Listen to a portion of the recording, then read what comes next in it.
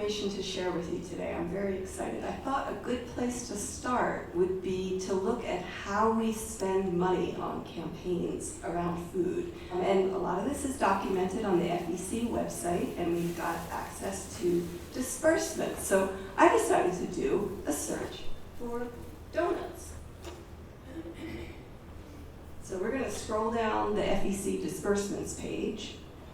And this is many pages in, and we get to the main Democratic Party that spent $5,051 at Dunkin' Donuts.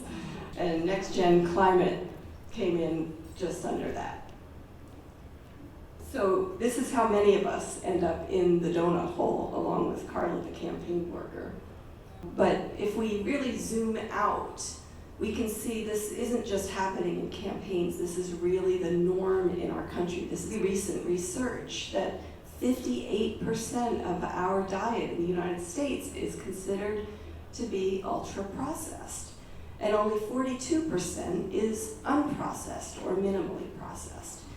And looking at that, only 4% of our diet is vegetables, and half of that is potatoes. Now, we like potatoes, but what that means is that 2% of the food that we have access to is colorful fruits and vegetables.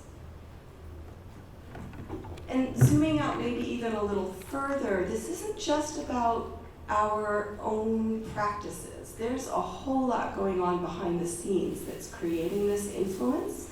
And just briefly, here is someone who has her PhD looking at a treasure trove of industry documents and the influence of the sugar industry on health.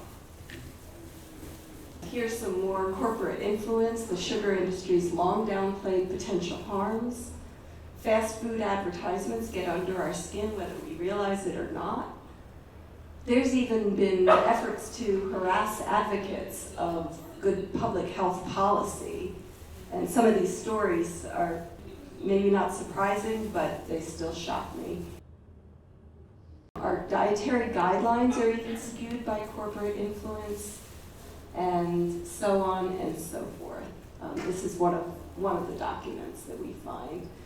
So here we are in a campaign training that I attended quite some time ago, and this is breakfast at the same training. Here we are at a New Hampshire campaign office for Hillary. You can see the NH with the Hillary forward, and this was the nutrition environment there. This was another office, also in New Hampshire. And, a couple of years later, I was campaigning in New Hampshire, and this was the nutrition environment there. This was actually the planned election day food. This isn't just in campaign offices. When I go to the Ethical Society in the past, it has looked like this. And when I attended a meeting of Jews United for Justice, it looked like this. This was the meeting that inspired me to create a website that's called Sugar Wars. And I invite you to look at the science of the nutrition of sugar, and all the health impact statements will appear on a Star Wars style scroll, with Star Wars playing in the background. And each health impact statement is linked to the underlying research. So that website is sugarwars.com.